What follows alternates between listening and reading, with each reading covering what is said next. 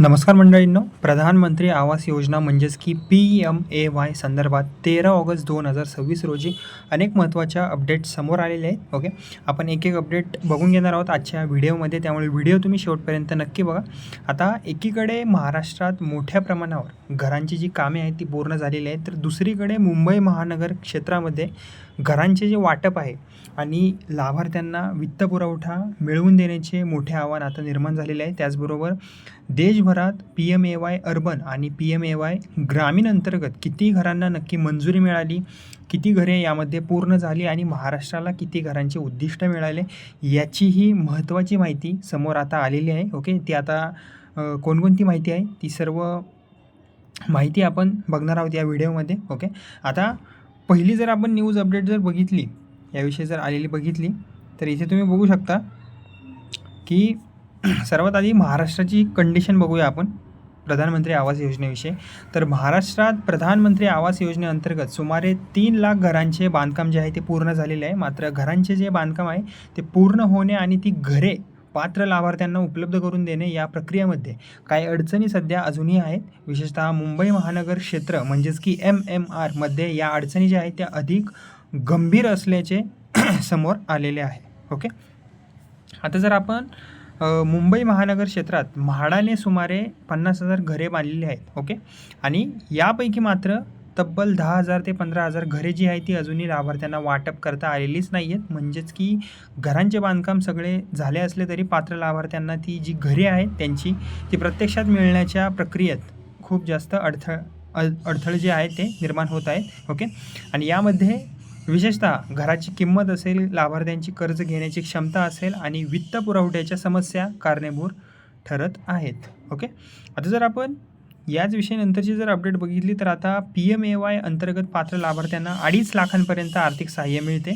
Okay, जसं की मुंबईची जर बघितली आपण, ओके, मुंबईच्या आसपासच्या भागात घरांच्या किमती तुलनेने जास्त आहेत. उदाहरणार्थ टिटवाला आणि कल्याणसारख्या भागात घरांची किंमत साधारणतः 12 लाख ते 15 लाखपर्यंत असल्याचे सांगण्यात आलेले आहे. आता समजा सपोज करा की लाभार्थ्याला 2.5 लाखांचे अनुदान मिळाले, तरी उरलेली मोठी रक्कम स्वतःच्या पैशातून किंवा बँक कर्जातून उभी करावी लागते आणि ही जी रक्कम आहे ती अनेक कमी उत्पन्न असलेल्या कुटुंबांसाठी मोठी आर्थिक अडचणसुद्धा ठरत आहे आता. ओके, तसेच आता या संपूर्ण प्रक्रियेतील आणखीन एक महत्त्वाचा मुद्दा आहे, तो म्हणजेच की बँकेचे कर्ज. ओके, बँक कर्ज. आता अनेक पात्र लाभार्थ्यांना घरासाठी लागणारे जे कर्ज आहे ते मिळवण्यात अडचणी येत आहेत. विशेषतः जास्त करून अनियमित उत्पन्न असणे, सिबिल स्कोअर त्यांचा खराब असणे किंवा उत्पन्नाचे पुरेसे औपचारिक कागदपत्र उपलब्ध नसते. आता या सर्व गोष्टींमुळे काही लाभार्थ्यांचे जे कर्ज आहे ते कर्जाबद्दलचे जे अर्ज आहे ते नाकारले जात असल्याचे समोर आलेले आहे. त्यामुळे सरकारी अनुदान मिळत असूनही उर्वरित रक्कम उभी करणे अनेक कुटुंबांसाठी एक आव्हानच ठरत आहे, किंबहुना होत नाही त्यांच्यासाठी. ही जी रक्कम आहे ती जमा करणं त्यांच्याबद्दल म्हणजे त्यांच्या आवाक्याच्या बाहेर आहे.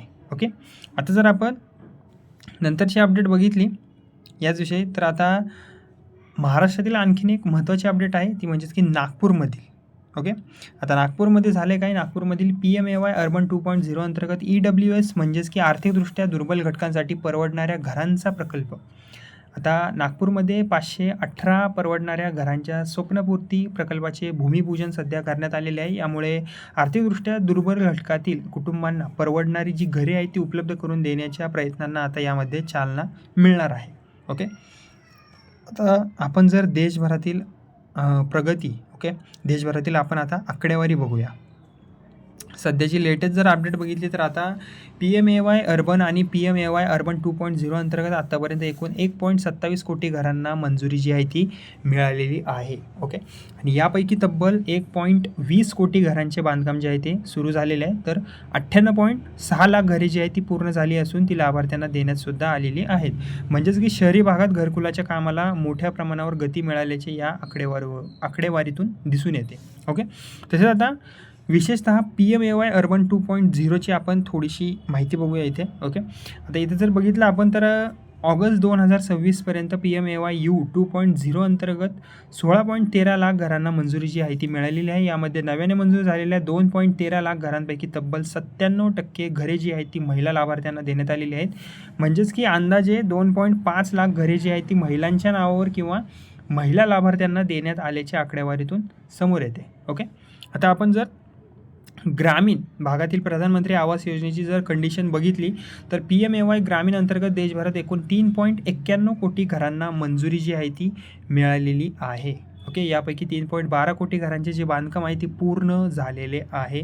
तर अजूनही 79 लाख घरांचे बांधकाम जे आहे ते सुरू आहे. ओके, म्हणजेच की ग्रामीण भागातही मोठ्या प्रमाणावर घरकुलांची कामे सुरू असल्याचे दिसून येते असं आपण म्हणू शकतो. ओके, तसे आता महाराष्ट्रासाठी ग्रामीण आवास योजनेतूनही एक महत्त्वाची बातमी समोर आलेली आहे. ओके, ती जर आपण अपडेट बघितली तर आता 2025-26 या आर्थिक वर्षात महाराष्ट्राला तब्बल नाही म्हणता 9.41 लाख ग्रामीण घरांची मंजुरी जी आहे ती मिळालेली आहे आणि ही त्या कालावधीत राज्याला मिळालेल्या सर्वाधिक मंजुरींपैकी एक महत्त्वाची संख्या आहे.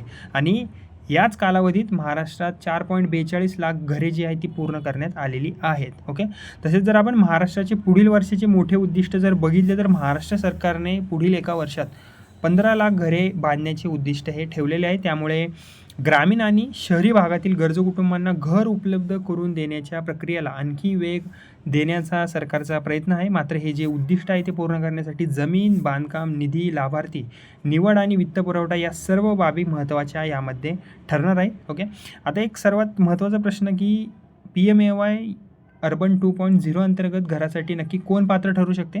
तर यासाठी कुटुंबाच्या वार्षिक उत्पन्नानुसार वेगवेगळे गट आहेत. EWS मध्ये आर्थिकदृष्ट्या दुर्बल घटक येतात. यामध्ये कुटुंबाचे वार्षिक उत्पन्न 3 लाखांपेक्षा कमी असावे लागते. LIG म्हणजेच कमी उत्पन्न गट, कुटुंबाचे वार्षिक उत्पन्न 3 लाख ते 6 लाख दरम्यान असावे लागते यामध्ये.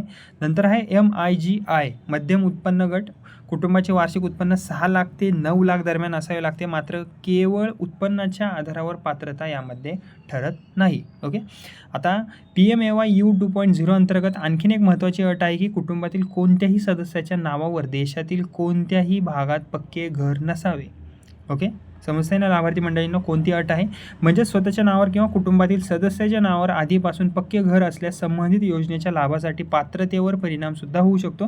त्यामुळे अर्ज करण्यापूर्वी योजनेच्या सर्व पात्रता अटी तुम्हीसुद्धा तपासणे महत्त्वाचे आहे, जेणेकरून तुम्हाला समजेल की काय अटी आहेत, काय आहेत. ओके, काय पात्रता आहेत. ओके, आता PMAY 2.0 अंतर्गत पात्र लाभार्थ्यांना केंद्र सरकारकडून 2.5 लाखांपर्यंत आर्थिक सहाय्य किंवा सबसिडी मिळू शकते. मात्र प्रत्यक्ष लाभाची जी रक्कम आहे आणि तिची रचना योजनेच्या लागू नियमांनुसार आणि संबंधित घटकानुसार ठरते. ही सुद्धा गोष्ट तुम्ही लक्षात ठेवा. त्यामुळे लाभार्थ्यांनी केवळ अनुदानाच्या रकमेवर अवलंबून न राहता घराची एकूण किंमत आणि स्वतःचा आर्थिक वाटा याचाही विचार करणे अति आवश्यक आहे. ओके, तर मित्रमंडळींनो, आजच्या संपूर्ण अपडेटचा थोडक्यात आढावा मी तुम्हाला सांगितलेला आहे. ओके, कोणकोणती अपडेट आली, ओके, ते सगळ्या गोष्टी मी तुम्हाला सांगितलेल्या आहेत. ओके, त्यामुळे आता PMAY 2.0 अंतर्गत पात्रता असेल, उत्पन्नाची मर्यादा, घराची अट आणि मिळणारे आर्थिक सहाय्य या सर्व गोष्टी लाभार्थ्यांनी काळजीपूर्वक तपासणेसुद्धा महत्त्वाचे आहे. तुम्हीसुद्धा या सर्व गोष्टी तपासून बघा. ओके, आणि पुढील एका वर्षात महाराष्ट्र सरकारचे 15 लाख घरे बांधण्याचे उद्दिष्टसुद्धा आहे.